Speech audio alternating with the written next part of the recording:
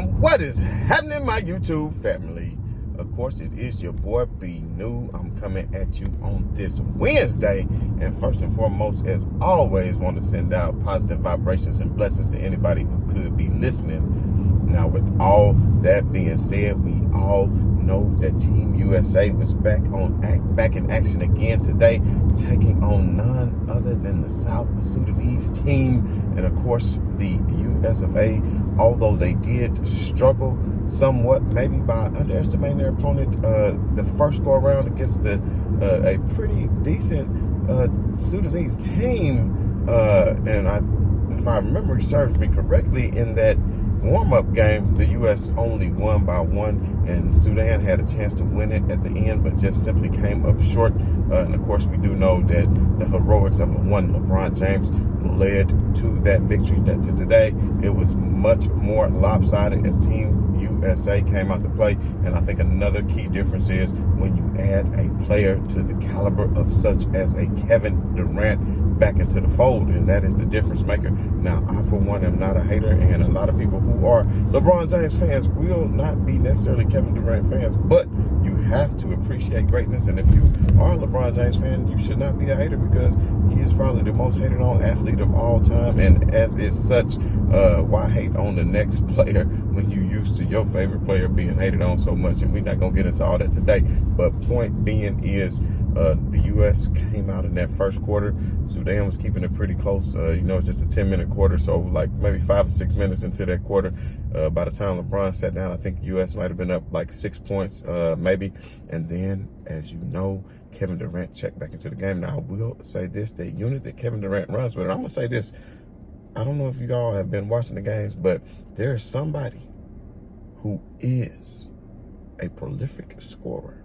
Probably one of the most prolific scorers of all time, if not the best shooter of all time. And now I've probably given it away, because I was going to say, put down in the comments who you think I'm talking about, who has just been terrible throughout these Olympic Games. I don't know if they just over in Europe and, hey, you away while the cat's away, the mouse going to play, and you just doing your thing out here in Europe. Who knows what's going on? But Steph Curry's shot has abandoned him. He has keep missing threes time in and time out. And then I forget the name of the point guard from Sudan, but he was kind of having his way with Steph Curry. And at one point, I forget who the commentator is that is accompanied D-Wade, which, I mean, some of the worst commentary, man. I mean, I hate to say it. I mean, I'm not one to critique, but, I think there's a lot of people who could do a lot better as far as NBA commentary is concerned. But at the end of the day,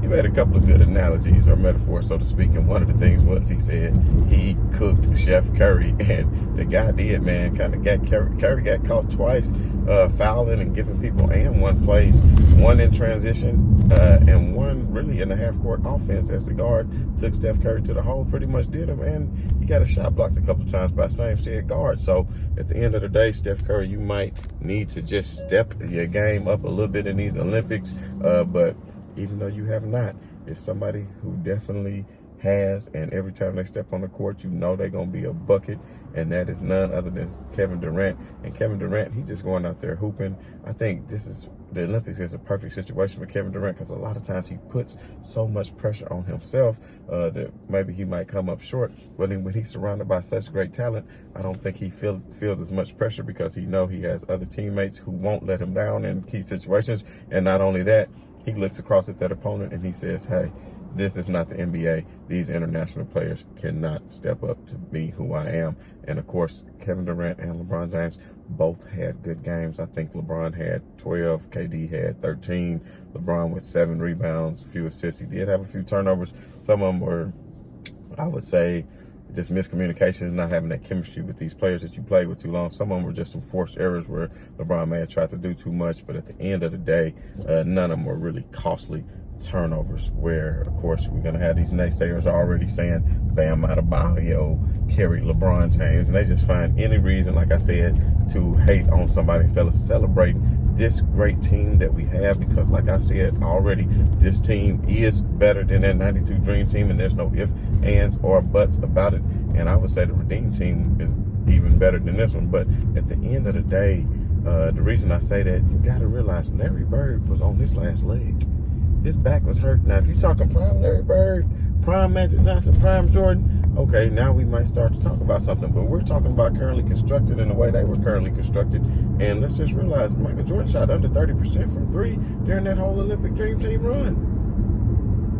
He averaged the most shots and had the worst field goal percentage out of everybody on the team. But then you talk about the big men. That Dream Team definitely did not have any versatile guards who could hit threes the way this team can. When you talk about players like Halliburton, players like Anthony Edwards, players like LeBron James, and even Bam Adebayo stepping up today, showing that he could be more of a versatile center as well. He hit a couple of corner threes.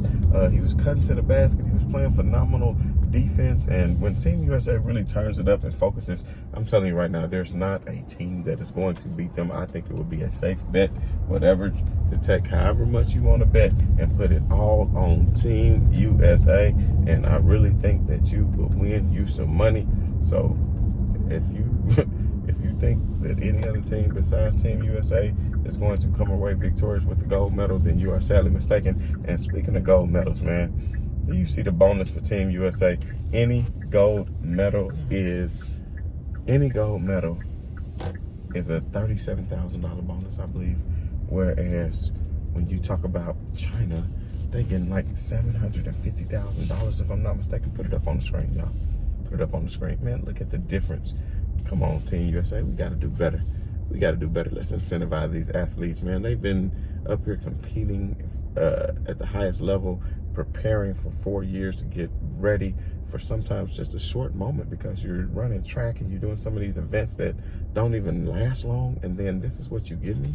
So at the end of the day, like I said, give these players some more money, man. But at the back to what I was saying as far as about USA basketball, you have to realize that this team right here is probably the most versatile team that was ever really that played in the Olympics, as far as I'm concerned. So at the end of the day, if you can name a team that's better, put in the comments if you think the 92 Dream Team was better. I, for one, think not.